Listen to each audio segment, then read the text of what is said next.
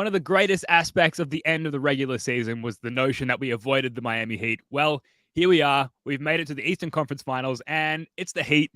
We're playing the Heat. Here we are again.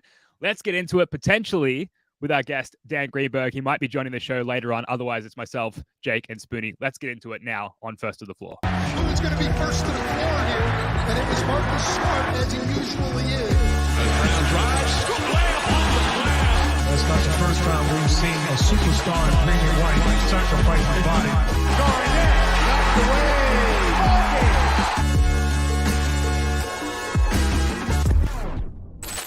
Welcome into another episode of First to the Floor. Ben Vallis here. Thank you for joining us. Hope you're doing well. We are hoping to welcome a very special guest later in the show, Dan Greenberg, who advised us that he does need to write a column on the ongoing draft lottery right now. So he may not actually be joining us. Hopefully we're blessed with his presence later on. In the meantime, we've got Wayne Spoonie. We've got Jake Eisenberg. Spoonie, how you doing, man? Welcome back. Doing great. I'm doing great and very much enjoyed your guys' 4-man, 3-man at some points podcast, basking in the glory of Jayson Tatum's 51. You know, it's like weird to say because we move an extra round, but I feel way less anxious. Like game 7s are just so anxiety riddled that it's like, okay, we can lose a game and everything's going to be okay. So yeah. I'm happy to see the Sixers in the rear view. Bring on the Heat, baby. Let's go. We don't have a must win for another week unless they lose 2 in a row. No must wins until game 3. At least until game 4. Jake, how you doing, man? I'm like currently sort of the embodiment of that like Denzel gif, like that Denzel Washington relief gif. Are you feeling similar to Spoonie and I in the wake of game 7 there? Yeah, I've been basking. It's been a mix of basking and just building an appropriate level of fear for the Miami Heat. It's I was in a pretty rough. This Doc doesn't get a lot right, but his line about the playoffs being emotional terrorism could not have been more accurate. I feel like I need to get that tattooed on my body to remind myself what happens every year in the playoffs. Like you get so excited and you forget that you go down in a series and it literally feels like your life's ending. And that's when we went down 3-2, was just kind of how it felt. Like you just live your life and then you remember that you've got a game 6 tomorrow and you're like, existential dread creeps in. The same was happening with game 7, except you had 2 days in between. But at least we had like the Sixers were the ones who collapsed. So it felt like they were the ones who were feeling more existential dread than we were. But you're like, it's game 7, anything can happen. So just that riding that roller coaster in the playoffs when you're the team that's supposed to be winning it's really tough. Yeah, it's like it's more condensed, the fear and the angst this year because of the expectations. Like I remember going into the first round last year, it was like, okay, KD, Kyrie, and the Nets, like we could lose. And that was kind of the starting point expectations wise. And we just kept exceeding those expectations time and time again throughout the postseason. Now, like heading into this postseason, it was like, okay, finals, championship. And every stumble along the way is like life-alteringly painful. But last night, dude, like the Rights to Ricky Sanchez podcast, which I love, just like independent of this series, they released a pod that was just like anxious, downtrodden Philadelphia 76ers fans calling in and leaving. It was like literally half an hour of voicemails, and I fell asleep listening to it last night. It was just like the ultimate lullaby, and then woke up and continued listening to it this morning. It was wonderful. Before we get into it, some quick housekeeping. We are firing up our playback room for game 1. The link is going to be in the description. If you want to watch the game with us, hop into our playback room for game 1. It's always so much fun. We are also debuting a new show after game 1 called Celtics Late Night.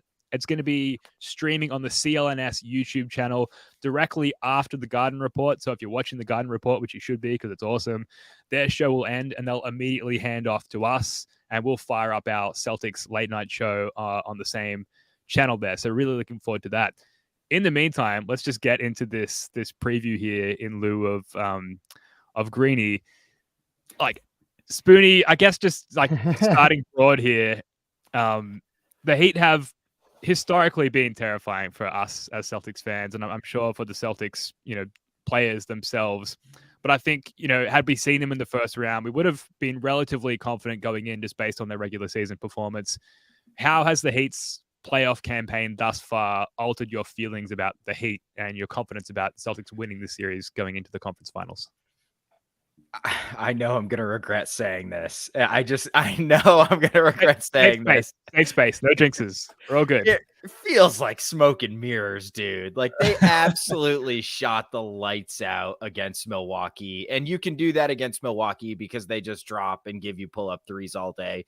And Gabe Vincent, I think Jake referred to him as East Coast Steph Curry multiple times. Like, look, this guy is not a superstar, but he'll make an open three, and Milwaukee just gave the Heat open three after open three, and the Knicks were just a mess, man, which, might I add, I've regularly said I do not believe in the Knicks as a playoff team at all. So they just couldn't score. The Knicks could not score. Brunson, something about having your best player be small makes the playoffs really, really difficult. You look at all the teams that are left, their best players are either big wings, Tatum, Butler, LeBron, or the greatest offensive center of all time, which is kind of a cheat code in and of itself. So at some point, this has to stop. Like at some point, they can't keep getting away with it. You know what I mean? So I feel really, really confident going into this series, but I know I'm going to regret it.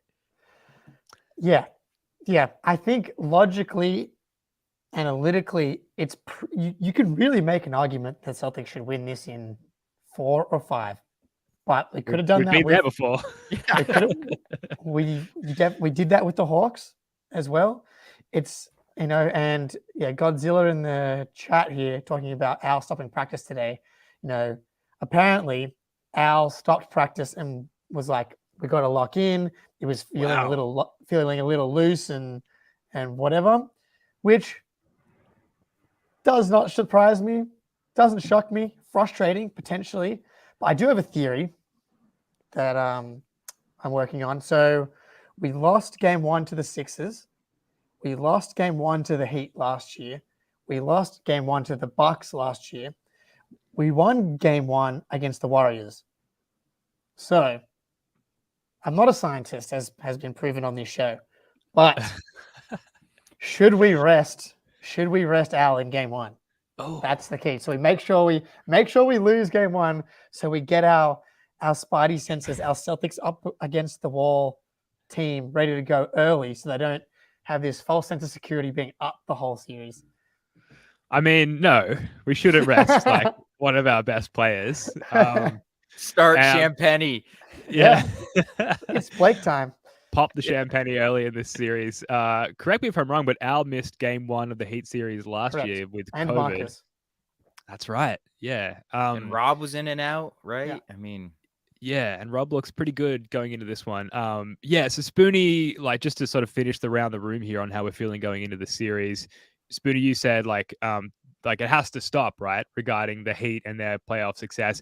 What I think also has to stop eventually is the Celtics not taking their opponents seriously and not just like being themselves, their game 7, their end of game 6, Sixers series selves from the get-go. And so I'd love to see that. And the fact, Al stopped practice, I wasn't aware of that because the guys were loose.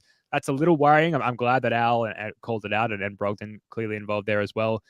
Because they cannot, surely they have to stop going into series like this. So I am concerned to hear that was obviously a factor in practice today or yesterday or whenever it was. I was going to say, like, on the Magic running out, like, the Knicks kind of just were shook the whole time. The Heat are going to make you, are going to get you into the mud on defense, like, from your own offensive perspective, trying to get buckets. But the Heat were not good on offense in the Knicks series. And like, you look at Jimmy Butler's shooting splits in the Knicks series, he was 43% from the field, 11% from 3, and the overall shooting of the Heat versus the first and second round is really, really stark. Like, Duncan Robinson shot 74% against the Bucks and shot 29% against the Knicks. Caleb Martin, 44%, and then dropped down to 36%. Like, they fell off a cliff. Gabe Vincent, 42%, and then down to 29%. Like they had a massive crash back down to earth. Like you look at the scoring numbers, just like purely just how many points they scored from game to game. Like in the Bucks series, they put up 130, 122, 121, 119, and then 128. I had a note, which was overtime, but still, Knicks series, 108, 105, 105, 109, 103, 96. Their offense was disastrous, really, in the Knicks series, but it just feels like you can't use logic and reasoning with this Heat team. Like And black the Celtics magic, team. the dark arts, and the Celtics team. Yeah, exactly. Like it's every game is just one. Like it's same with the Sixers series. It's so obvious that the Celtics were the better team, and then when they're playing the best, it's like not a contest. But the blowouts count for one. We blew them out twice, and you end up with a plus 62 or whatever it is for the series, but you still end up going to 7. It's kind of the same thing that happened with the Bucks series and the Heat series last year. It's like they were better, but how many Jimmy Butler games do we get? Do we get 2? Do they win both of those? It's like Hopefully they only need. Yeah, hopefully. Well, Can we get hopefully 0? none. Ben, man. You gotta prepare. You gotta prepare for the You do. emotional terrorism again. You'd think that we would all know that by now, especially us on the pod, and how we dragged our feet on our playback streams and on our podcasts this time last year. Just quickly, Spoonie, before we get to your response, some of the lottery pick orders are starting to be announced. Yeah. So looks like 14 has gone to the Pelicans, 13 has gone to the Raptors, 12 has gone to the Thunder, 11 to the Magic.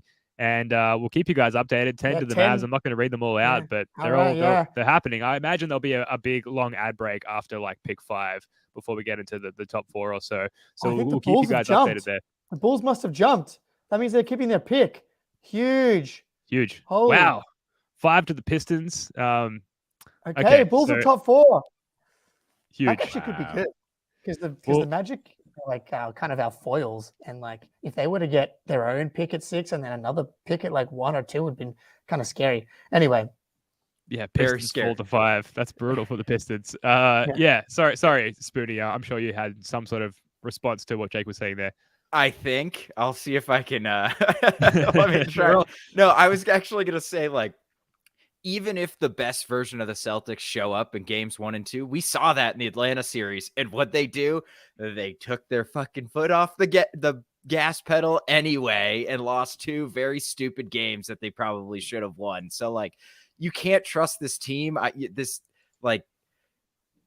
You'd think it's the Eastern Conference Finals, man. Like, this is not a game in December. Like, you need to bring it 100% every single game, but you can't trust them. There's going to be one game where they just like don't show up and the Heat slap them around and everyone's talking about how we should fire Joe Mazzulla. So even if they come out in game 1, I will not believe that they'll do it every single game.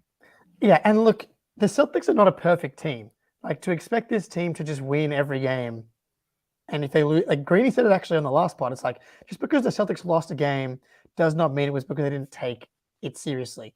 I think, the Harden game 1 game, like they definitely let up a little bit, but like that was as much like a scheme thing and a focus thing as much as it was like an effort thing. And the Heat are good enough, like clearly, to win a game or 2. Like Jimmy Butler can be the best player on the court in a couple of these games here. So it's not always just because the Celtics took their eye off the ball. But I will say, like, going into the playoffs, I was almost like, do we want the Heat because the Celtics will take them seriously? Like when the Bucks went down to the Heat and the Celtics players were asked about if they were surprised, they were like, you guys think it's an upset? We know that Heat team like can beat anyone at any time. So like they know maybe as well as anybody that the Heat can like rip your heart out, like losing in the bubble, obviously going to game 7 last year. Like they should have Heat PTSD like we do.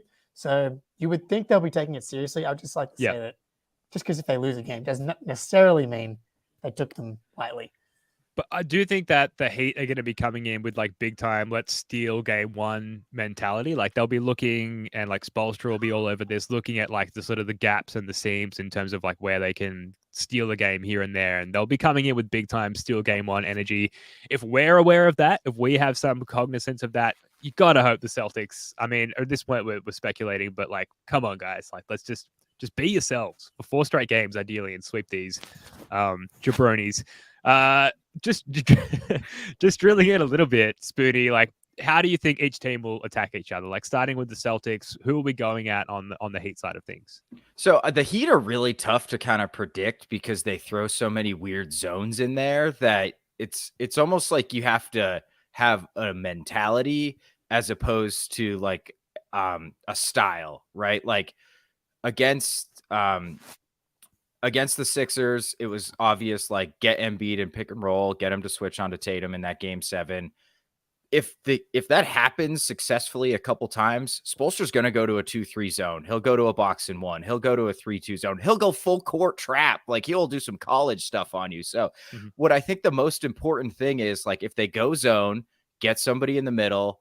And I think they're going to go zone a lot when Tatum is not on the floor because he's the zone buster. We put him in the nail. We have him operate around the free throw line. He gets the ball. He makes the right read. He pulls up for a mid-range shot. And it's money. It just completely blows zones up. So when Tatum's not on the floor, expect to see that 2-3 zone. And this is the series. I said mentality. Derek White's going to be back. Yes, because please. he knows how to attack a zone. He attacks quick when the ball swings to him, which you have to do. He's not afraid to take an open 3, which there will be plenty of playing against the zone. And when he gets into the seams, he generally makes the right play because when you get into the seam, you get past those exterior defenders. It's really going to be Bam by himself with 2 guys to guard, the center and Derek White.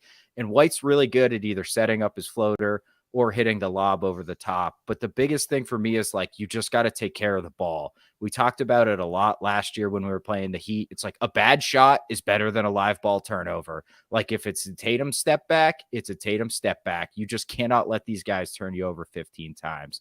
And then on the flip side, I expect to see we're going to play drop against Jimmy pick and rolls always. Like, just make him pull up and shoot threes. He doesn't want to.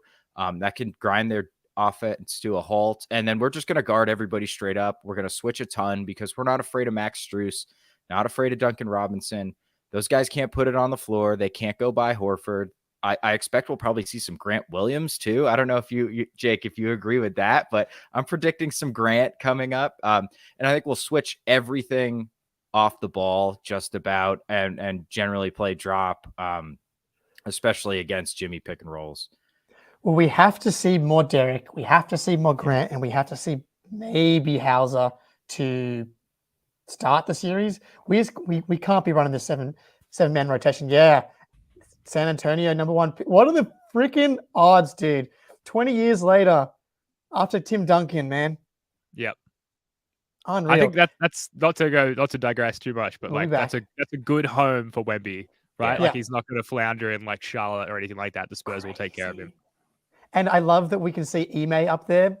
That's wild that they've used him as their go-to guy. Not the representative I'd go with, given his track record. The karma move is Ime Udoka. Rough look for the Rockets. Well, that just opens the door for James Harden to really come back. He can be the number 1 guy. No Wemby issues here. Grant should be playing. The turnovers are probably the key to the series, and they didn't turn the ball over very much in the Sixers series. The Sixers don't generate turnovers, though. That's not really what they do. So it's going to be a massive adjustment playing against both the Hawks and the Sixers don't generate turnovers. So I do think it's a Malcolm Brogdon series. Obviously, I want to see more Derek White chasing those shooters around. But you say, as long as I don't care if it's a bad shot, as long as it's not a turnover, Malcolm Brogdon does not turn the ball over, and he gets shots up, whether it's at the rim, pull-ups, mid-range. Like, he gets stuff up. He's efficient. He can make tough buckets in the playoffs. Like, he's been everything we could have asked for as this playoff guy. And when you add the element of not turning the ball over in the context of this Heat matchup, I think that, like, he's going to be a guy, especially, like, I still have concerns that Derek's not going to find his confidence.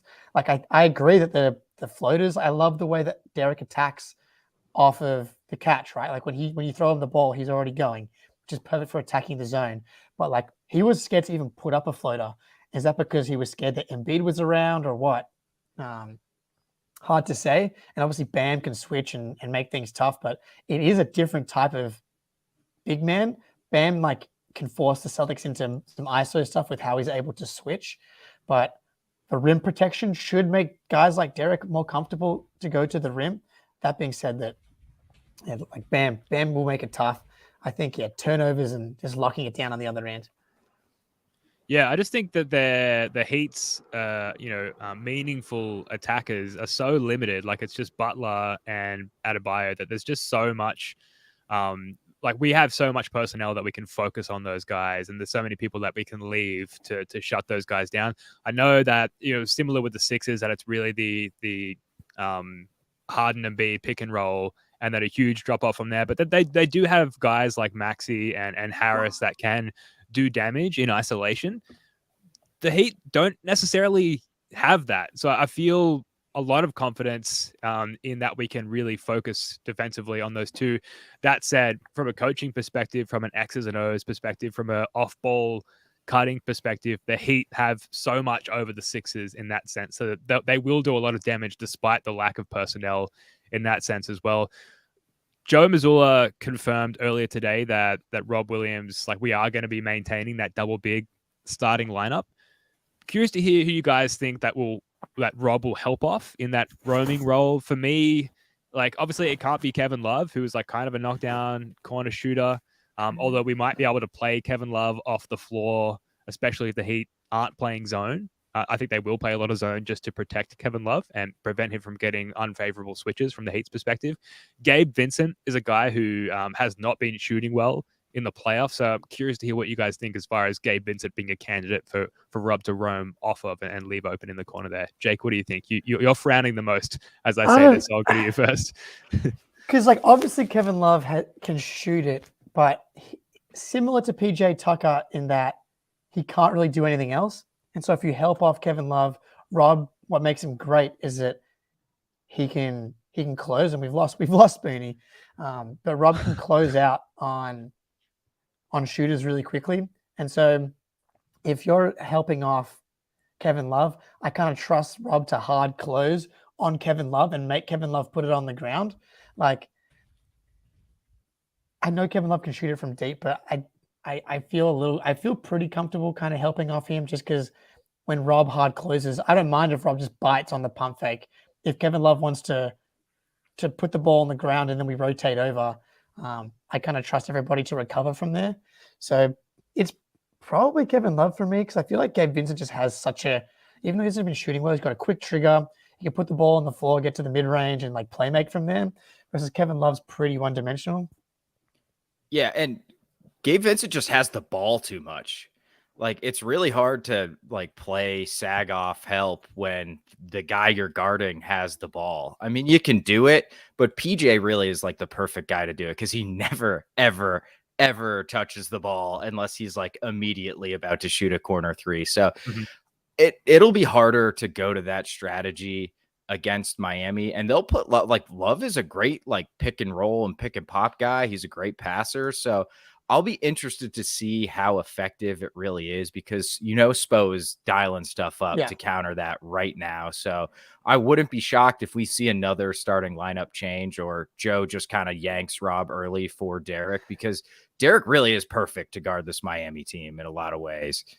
Yeah, so Go ahead. I was gonna say, like, yeah, they could go to switch everything as well. Sorry. It's okay.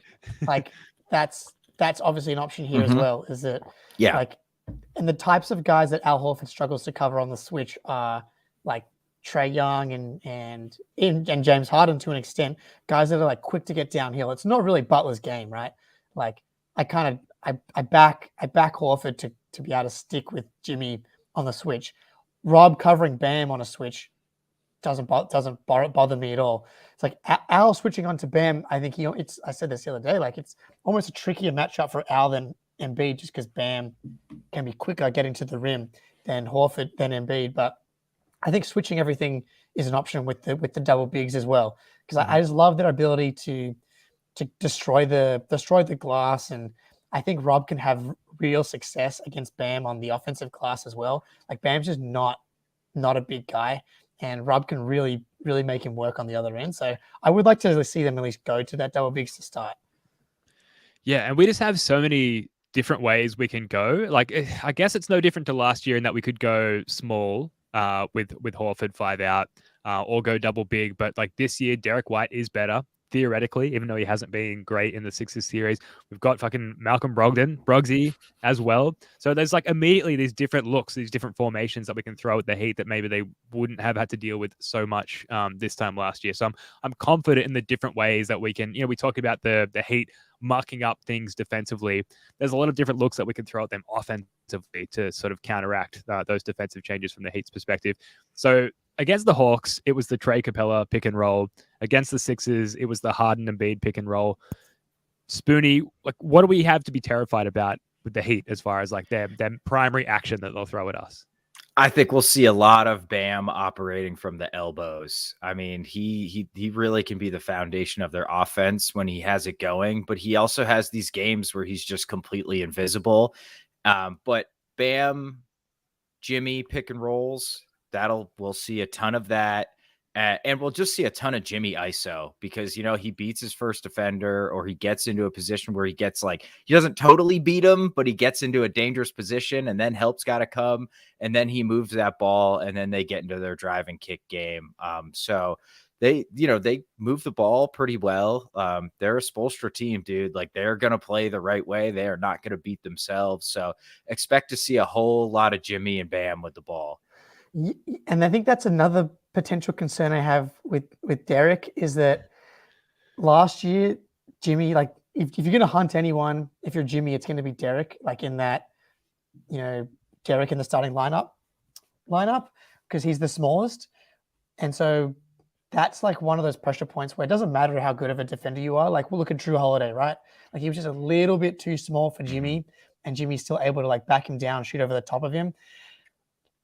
Can't do that. I mean, I'm excited to watch Marcus, because I think Drew Holiday may be better in some other elements, but Marcus guarding up is like one of the best of all time at doing it. Like, he just guarded Embiid in the post for a series and had pretty good success doing it. So Marcus, but it's Jalen and Jayson. I would really, really, really like to see them take the challenge of shutting down or doing your best to shut down Jimmy Butler, because they have the measurements, and we've got the big dog. Hey. What's up, guys? Wemby to the Spurs. Welcome. Sorry, I totally forgot today was even the lottery, and I was like, I probably just wrote the fastest blog of my entire life trying to. We appreciate it. What's going on? So much. I mean, we were just reacting to that the Spurs getting the Wemby pick as well, but just talking some Heat. The first question that I actually wanted to ask you, Greenie, just to rewind on this pod a little bit, was I really wanted you to talk us through your like psychological mindset. Let's say early in the fourth quarter of Game 6. It's been a while since we've spoken to you against the Sixers, where it looked like the Celtics were going to shit the bed, like the series was going to end. And then suddenly this huge turnaround, Tatum wakes up. Obviously, we get Game 7 Tatum as well.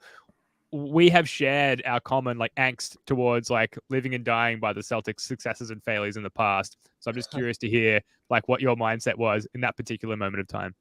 Yeah, so if you remember, I think it was with like a minute and 11 seconds left in the third quarter. The Celtics were down 5. Jaylen Brown had that little and 1 Euro step on Joel Embiid. He then made the free throw to bring it back within 2.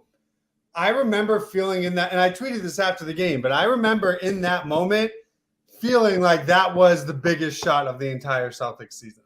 Because let's say there isn't a foul, he misses that little runner, and that lead balloons to 7 or maybe 8. They were sort of teetering in that final last 2 minutes of the third quarter, and the season was basically on the line.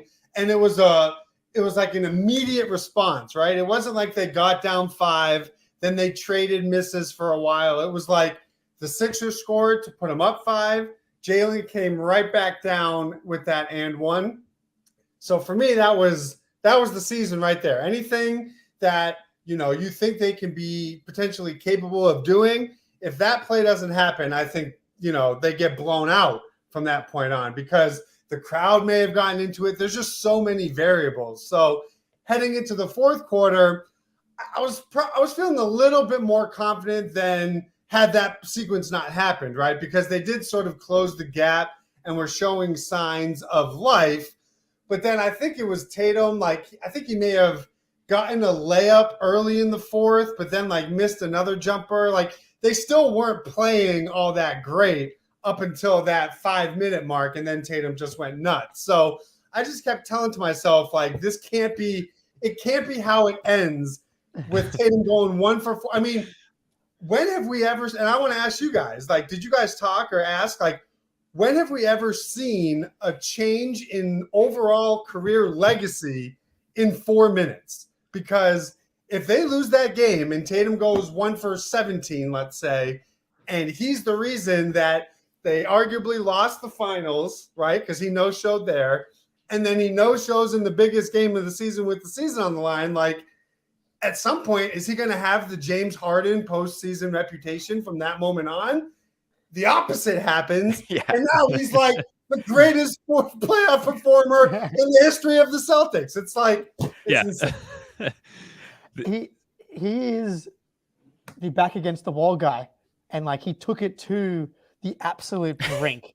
Absolute brink. He waited to go on his Linsanity run until there was no possible way more to wait. But yeah, man, between the finals performance, the performance in the Sixers series, it was going to be like an existential crisis for the Celtics going into, like, if they would have just lost game 6 like a normal team, Tatum goes like 9 for 19 and like he has a normal game, but they just lose, it's not the conversation. But if he goes 1 for 15 and they go down, season's over, Sixers finally break through, we got the monkey off our back.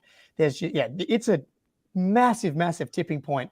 And that's literally true. I didn't even mention like who they would have then lost to is like that's half the battle, because this is a team where the series should not have gone that long, right? You lost on a couple game winners. Jalen left the strong side corner. Like it would have just been too much. I think that would have been too much. That's the right way to say it.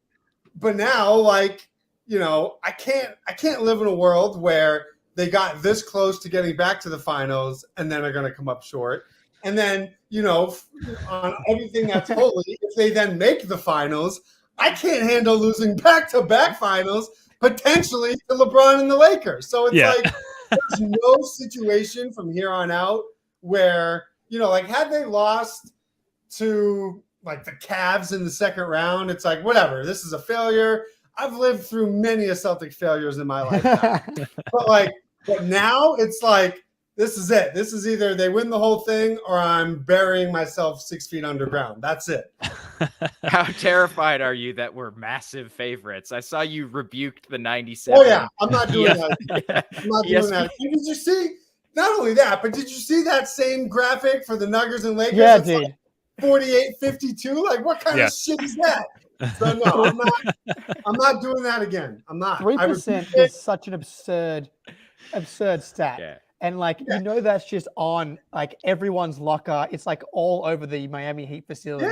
Yeah. So that's either Pat Riley. It's Pat Riley's grandkid. That's the admin of that Twitter account. Like, there's just I want to see the data that produces a 97-3 split. That is just, I don't care that they're injured. I don't care what the advanced analytics are. There's just no way if one series is going to be 52-48 and the Lakers were a 7 seed and they, whatever, they have LeBron, awesome. But how can the other one be 97-3? I'm not taking the bait. I rebuke it. And I just, like, shame on ESPN for doing that. Pat Riley's social media savvy great-grandchild's got to be responsible for that. So just to catch you up, Greenie, so we've talked about just like the overall fear and anxiety of like actually having to face the Heat, having thought we avoided them in the first round. We've talked about just like general lineups and matchups, and we were just touching on like actions that each team might run at each other. What's sort of the action that the Heat can run at the Celtics that you fear the most, that you think might be the most effective against the Celtics? The band pick and roll. Yeah. Without a doubt. I think Rob has shown flashes of improvement, but early in the year he got dominated by it. We saw what happened in the bubble with the Bam pick and roll. I think, it's going to be tough because on one hand, the double big lineup, the gel is working, right? You got to ride with what's working. Last year in that series, though, it had like a -15 net rating in 70 minutes together or something. So obviously the rosters are different, but I'm nervous that they're not going to because it took them a little while to figure out how to adjust to the Sixers pick and roll 2-man game. So I don't think they can afford to wait 3-4 games to figure out how to stop that. And I just know there's going to be a game where Bam's hitting his mid-range jumper. There's going to be a game where Kyle Lowry does some shady shit coming off of a screen. For me, I think that's really all they have in terms of just like, trying to find weak side shooters with Strus or anything like that. But if you take away the Bam pick and roll, I feel like you make them way more one-dimensional of an offense because Jimmy Butler can only do so much. Yeah, the peel screening that we or the peel coverage rather that we did on the Harden and Embiid screens, like it felt like the Celtics had a real education on pick and roll coverage in the last 2 series alone. So I feel a little bit more, obviously there's been huge vulnerability for the Celtics all season. I feel a little bit more positivity going into this series, given what clearly the guy and Joe and the coaching staff have learned about like what kind of coverages to throw at pick and rolls. Obviously when you've got Jimmy Butler and Bam Adebayo at the helm, it's a little bit more terrifying just because they have that, like, it sounds cliche, but that killer instinct that guys like, Embiid and Harden don't have. Yeah, and I think you got to be careful. I don't think you can defend it the same way they did against the Sixers because there's no PJ Tucker, right? Like Caleb Martin can make a corner 3. Kevin Love can make a corner 3. So I just think if you look back to those coverages against the Sixers, it was like, great, PJ Tucker can beat us. He started well in the first quarter, but then it was a non-factor. I just think playing the Heat, they just have, even though their shooting may have gone down against the Knicks, I just trust that Caleb Martin's going to make more corner 3s than PJ Tucker. So it's going to be fascinating to watch. And I mean, the lineup didn't work last year, but it was awesome against the Sixers. So either it's going to be awesome or Joe's going to have to adjust, and it's going to mean Derek White can't no-show this series. Yeah, Derek White. I don't know how we get him back because Spoonie was talking about how he's the perfect kind of guy for this series because he's so good at getting over screens and chasing Strus and Duncan Robinson around.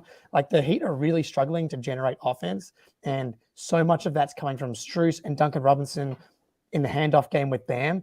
And D White is so good, so good at getting around that stuff, but he cannot no-show on the other end because then they're going to be treating D White like PJ Tucker. That being said, Derek has still been taking his threes confidently and knocking them down. So as long as he's doing that part, I feel okay. It's like, I don't know where you are on Derek. Like, how do they get him back?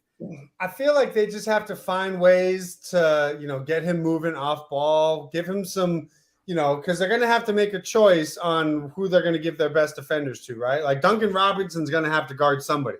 So I think more so against the Heat, you're going to be able to see the Celtics go, target hunting a little bit more than they did maybe against the Sixers, right? Because, we didn't really see them target or like go out of their way to target Maxey or go out of their way to target Harden.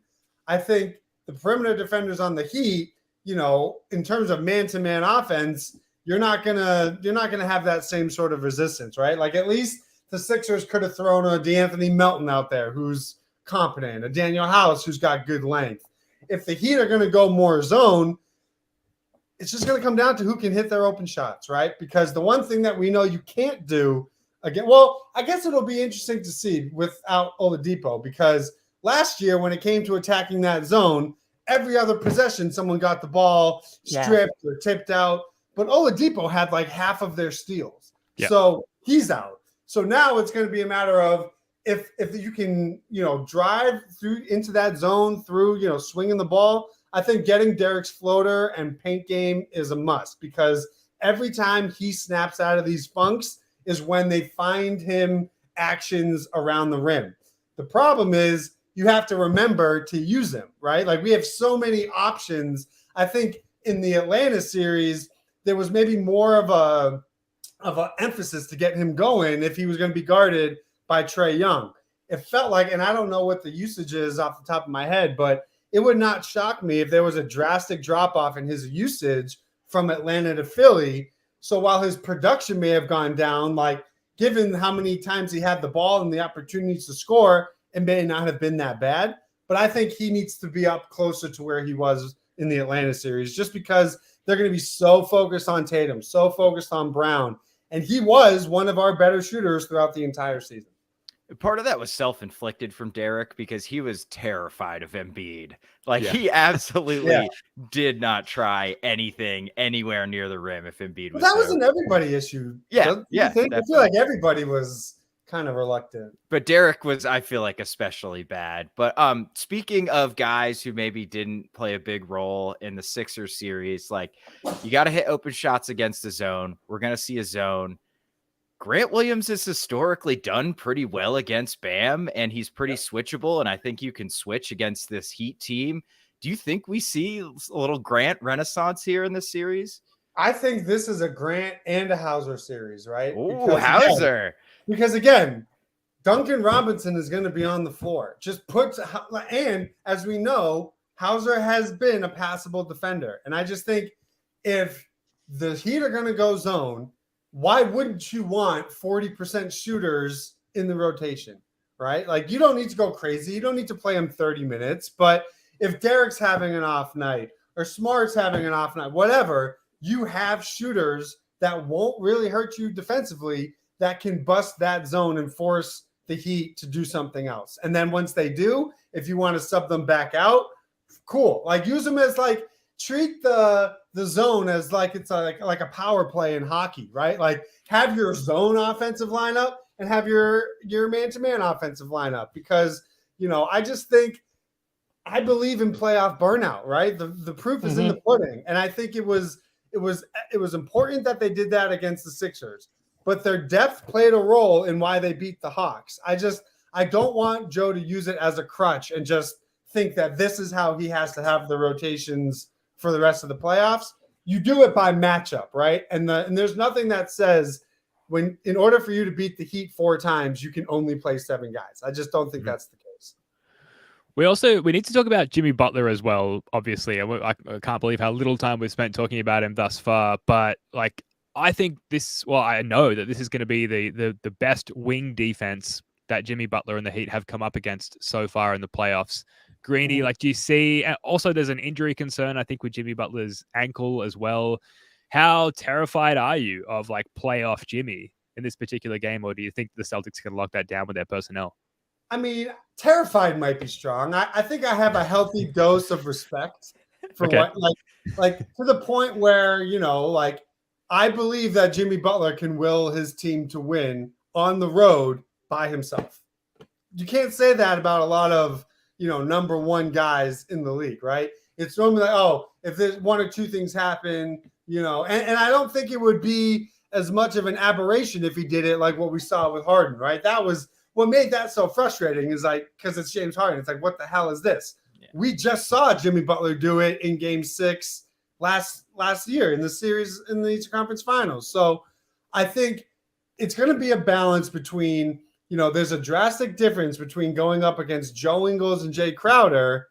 And, we saw him average 40 a game, unstoppable. Drew Holiday didn't have anything for him. But then he got hurt.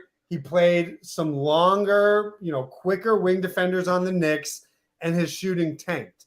I think it's going to be somewhere in the middle. He's not going to be as bad. I think he only made 1 3 in the second round. 11% for the series. Yeah, like it's not going to be that bad, but he's not going to shoot like 48% that he did against the Bucks. But that middle point is still good enough to beat you if you screw around and play stupid. Yeah, look, they found something in that Bucks series that, and let's not forget that like Giannis was out for 2.5 games, right?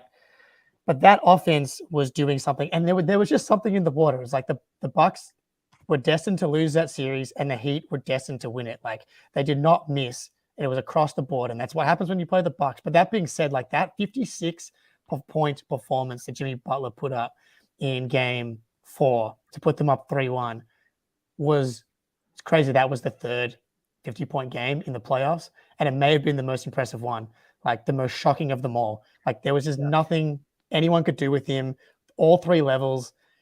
But yeah, you're right, Greeny. There's no Tatum, there's no Jalen on those teams. Like it is a completely different beast. But that being said, like he has this gear.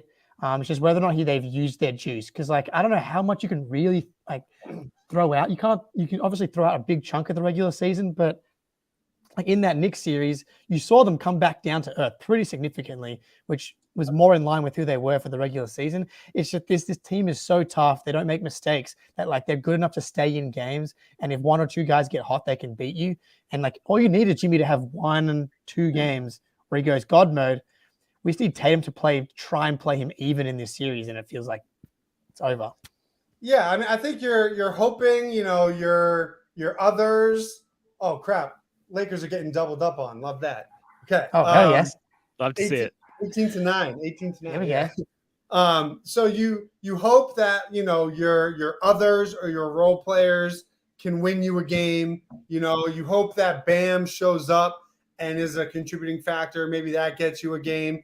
And then you just got to say, Jimmy, win us one on the road. And, I think we've learned that home court means nothing between these two teams. The Celtics can lose on their floor. They can go on the road with all the momentum in Miami's end, and they can win on the road. So I think as long as the other guys pull their weight, they're probably thinking, hey, Jimmy's going to get us at least 2. We just have to find 2 more games from other guys on this roster. And honestly, the same is true for the Celtics, right? Like Tatum and Brown should get you at least 2 games in this series just by being themselves. It's going to be, can we get strong play from Marcus? Can Al hit a 3 for the love of God? Like this is where it's not just about the stars. It could very well come down to, does Max Strus or Derek White shoot better from 3? And it's scary but that's how I think how close these two teams are if the Celtics don't play to their potential. Yeah. So human beings like typically subsist on food and water. I'm surviving on this notion that like Jayson Tatum found something at the end of Game 6 and like has it now, and that's it. And he's just gonna like see us through to the promised land. Do you feel that way? Like, do you feel like going into this series, maybe Tatum did like have some sort of self rediscovery and he's just going to continue to be dominant? I don't look at any on both ends of the spectrum. I never look at it in that type of absolute, right? Like I can almost guarantee you the Celtics are going to have a game where they have over 16 turnovers and they probably lose it, right? Oh, it's going to be so painful. It's not about, but when they do, what's the narrative? Oh, they suck at, they choke at the end. These guys are chokers. They don't get it. They don't have killer instinct. I throw all that out. The same is true for the end of Game 6. There's Game 7 performance when they did come through. That does not absolve them of their flaws. The important thing is that when those flaws happen, this team has shown the ability to respond and not let things snowball outside of the NBA Finals, right? That is what I care about more. It's not that, like, I think people see the Game 7, they think, oh, things are different, which means the Celtics are now going to be perfect. Well, we've watched enough Celtics basketball to know that they are most definitely not going to be perfect. So it's more just about, can they find a way to not let those fatal flaws end their season, as opposed to just like embracing them, knowing you're going to make mistakes. But if you turn it over in the first half way too much, correct it and adjust it in the second half. I think that is more indicative of if they've changed, as, oh, Tatum went off in Game 7. He's never going to start 1 for 7. Oh, really? Like, we've all play. Like, that is as much of a possibility as anything that they could do. So I would just be hesitant to say, oh, everything is fixed, as opposed to, I know what's coming. I just hope they're going to be able to respond again. Greenie's probably right, but we have not had the like 6 to 8 week Jayson Tatum scorched earth run this year. I Mm-hmm. guess maybe because like the whole team was scorched earth in like October, November, but there wasn't like that. You know, it always happens like post All-Star break. He didn't really do that. Actually, kind of went the other way post All-Star break. I'm not ruling it out that the pull-up three goes up to like 46%. He like that game 7, where he has that complete control and he's going in and out. He's just dancing, dragging people around. You're probably right. I'm not going to be shocked. How much of that do you think is the fact that he didn't turn it over, right? Like he's playing a Miami team. The turnover percentage is going to be higher than what we saw in Philly, just by the nature of how Miami defends. So when that stuff starts happening, you know, maybe it leads to a transition 3. Things start to snowball. The mental hurdles for this team are what I care about more than the execution part, right? Because when things started to go bad against the Heat last year, it's like they started to bark at officials more. They lost their focus defensively. They just were mentally removed from the goal. All of their losses, they had 19 turnovers on average. All of their wins, they had 12 turnovers on average. So when they make these mistakes, are they going to be able to have the mental strength to not just take themselves out of the game? Jimmy Butler's going to be talking noise to you. You know, Bam's going to be talking noise to you. Kyle Lowry's going to do something shady that isn't going to get called. Like, I just feel like when the Celtics get into trouble is when they're thinking about things that aren't, you know, they're thinking about things that take them away from the overall goal. And I think has to be the biggest concern. Speaking of shady Lowry actions, what's going to drive you crazier? Lowry flopping around or Bam's moving screens? Definitely the Bam screens, just because, you know, listen, I can respect a good grift. You know, we've seen a good grift a time or two from players on our roster, but the Bam moving screens make me nervous because you're one knee-to-knee contact from someone really getting hurt. And, you know, I know Al sometimes does it too, but like, I just feel like the Celtics are going to try to go over all these screens. And I just fear that there's going to be, I'm always worried about bone bruises or anything like that could linger trying to fight over, especially with like Smart or White or anything like that, or Brogdon. I just remember like flinching every time we saw him set a screen in the series last year. And it's going to be the same way this year. I have no doubt. Yeah, it's going to be a very different series from a physicality standpoint. Like the Milwaukee series last year went 7, but the Sixers series this season, the level of physicality was just completely different. And then Miami brings that to you again. And so on one hand, I'm like, oh, they're going to be a little fresher. I think the Sixers are kind of soft. Same with Atlanta. This is going to be maybe a shock to the system for the Celtics. Like the Sixers and Atlanta just not being a team that generates turnovers. Like you can only prepare so much, right? And like mentally be like, you got to be on your guard until Jimmy Butler's just jumping a passing lane and going back for a 2. Like you can't prepare until you actually are in it. And then the physicality, like those moving screens, man. Look, Marcus is already Iron Man, right? He's coming back into the locker room. He's got this giant chest plate. He didn't. Yeah, they lost game 1 last year, right? The Celtics. Yeah, yes, they did. And I think there's something to what you're saying, right? Like you have to get like. I remember always hearing that LeBron always treated game 1s as like a feel-out game, right? Like he didn't give a shit if he won or lost it. Like, you know, you can have this win because once I figure out how I'm going to beat you, you're not going to win the series. So I do think the Celtics have to be a little careful with that, just because there is this idea that like at some point you have to stop losing these games on your own floor, right? Mm-hmm. Like what good is home court advantage if you're 500 on your own floor? So I am nervous about them dropping one of the first 2.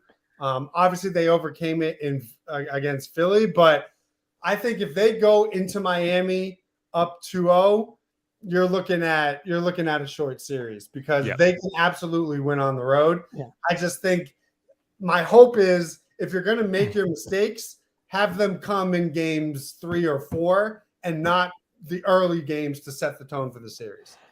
That is the hope, Greenie. But if we've learned anything, No, They I was saying before, right? Like they lost game 1 against the Sixers. They lost game 1 last year against the Heat. They lost game 1 against Milwaukee in round 2 last year as well. The only game 1 that they did win that was big was the Warriors series, and that went very badly. So obviously these don't really mean anything, but maybe they do, and they should. Yeah, just expect to lose game 1. Speaking of the Celtics home floor, this is the first time I can remember ever where the TD Garden needed to be the TD Garden crowd needed to be called out for lack of participation, for lack of intensity in a playoff series. Greenie, do you think this TD Garden crowd is going to need another kick up the ass from Jayson or Jaylen Brown, or do you think they're locked in now?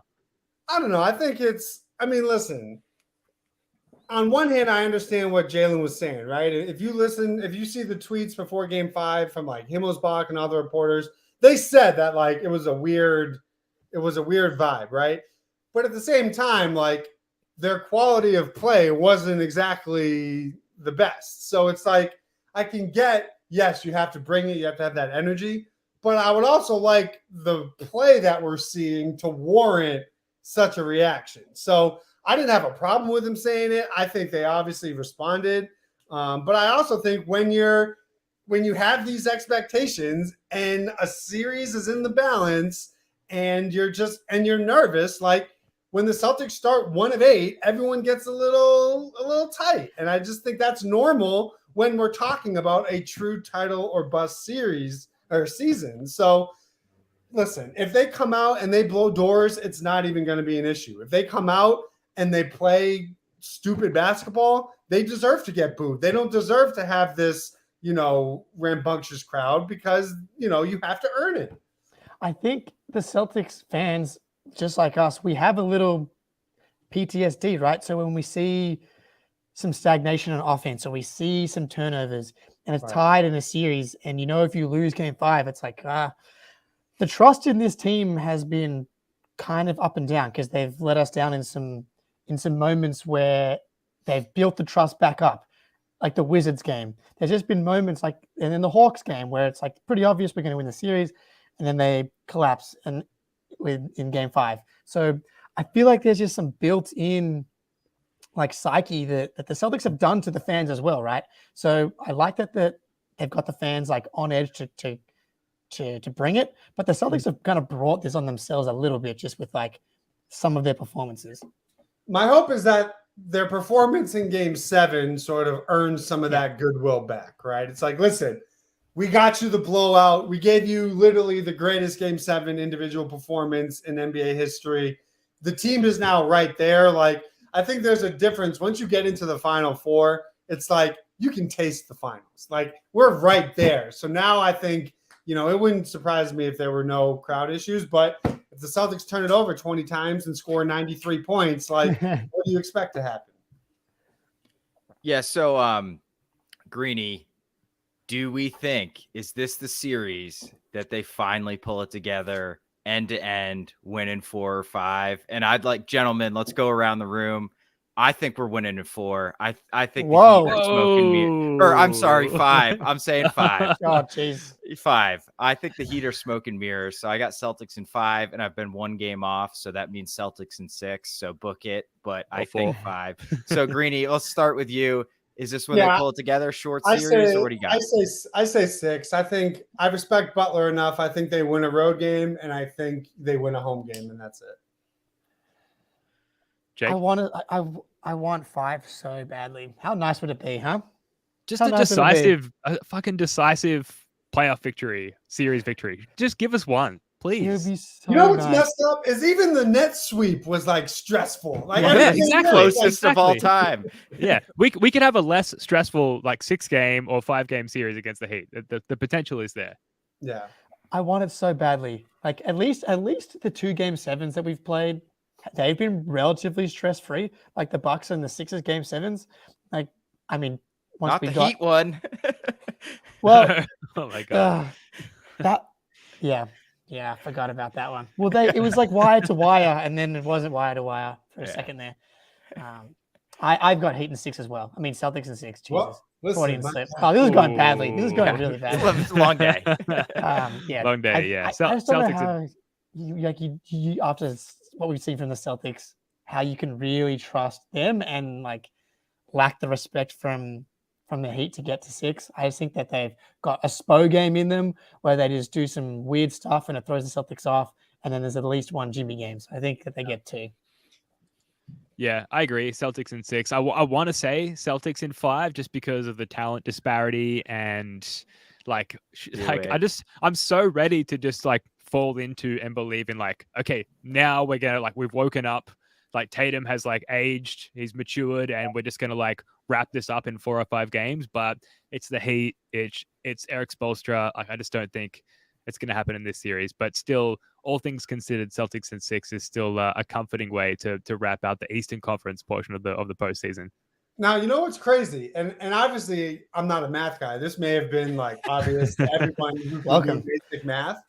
But isn't it crazy that from here on out, the Celtics just need to go 8-6 to win the title? Yes, please. You need to win at a 47 win team pace, and you win the title.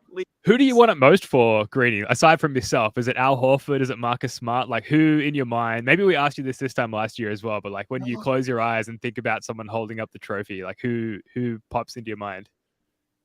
I want to say Al because, like, I mean, but it's Marcus Smart. It has yes, it has to be. That's it. It's think about what that solidifies. His numbers going up to the rafters. You could make a case with a title, a DPOY, couple first team All NBA defense teams. Like we're itching some conversations that I don't know if people are going to be ready to have. I'm ready. I'm there. And it's maybe the most validating person. Like I don't think any other player on the roster is validated more with a title than Smart is. Tatum. I mean, obviously Tatum gets stamped if he gets the title as like the best player, but like Marcus in Game 6, I mean, that was it. That was my like, I don't know. I want to say it was the best moment of my life, but it was probably like the third best moment of my life. Like, and the scary thing is, not scary, but like, it's not the first time he's done that. Like he is, and this is what I don't understand. I honestly, I took the bait again today. I'm trying to be better, but I took the bait again today. It's just never. It's just what he does in the biggest moment. Like people say, oh, he shoots too much, whatever.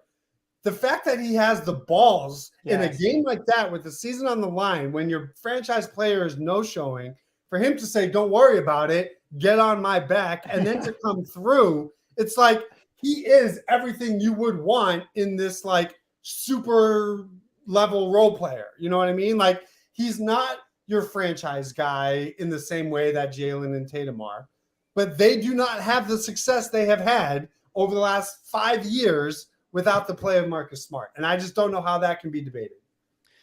Look, we better leave it there. We've got to get to watching the Lakers get smashed by the Nuggets, which based on the comments, that's what's happening right now. Now also seems like the right time to mention that we have consulted a shaman and made sure that this is a jinx-free space. So all this talk of the finals and the Celtics hoisting up trophies, we're absolved of any jinx craziness there. So we're all good. That's going to do it for this one. Thank you so much for joining us. A reminder that we are firing up our playback room for Game 1, so come and join us there. The link is in the description. We're kicking off right before tip-off for Game 1 tomorrow night. Greenie, this was awesome as always. Thank you so much for coming on. This was great. Course, thanks again, man. All right, absolutely. Anytime. Yeah, we'll get you back on after the championship win there for the Celtics. But again, jinx-free. If they don't win this series or if they lose the finals, you could DM me, but no one's going to be on the other end of that. The lads will be on, but no one will be home. Exactly. All right. Spoonie, Jake, love your work, guys. We'll be back with Celtics late night after Game 1 tomorrow on the CLNS YouTube channel. Until then, go Celtics.